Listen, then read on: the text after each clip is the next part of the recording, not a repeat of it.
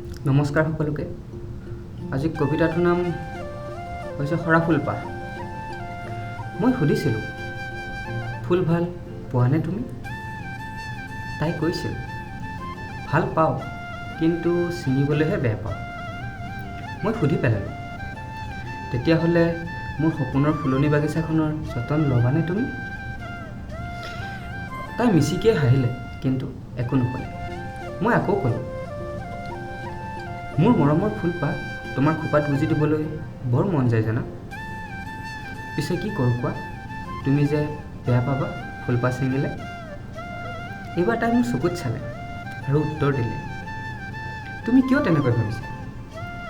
তুমি যদি মৰমেৰে সৰা ফুলপাহ আনি দিয়া, তোমাৰ সান্নিধ্যত সেয়া আকৌ জীপাল হ'ব মোৰ খোপাত।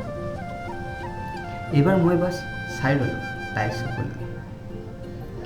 বতাহত চুলিখিনি আহি তাইৰ মুখত পৰিছিল।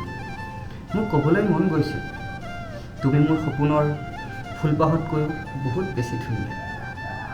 এতিয়া মোৰ বাগিচাৰ সৰা ফুল তাইৰ খুব প্ৰিয় আৰু তাই মোৰ প্ৰিয়।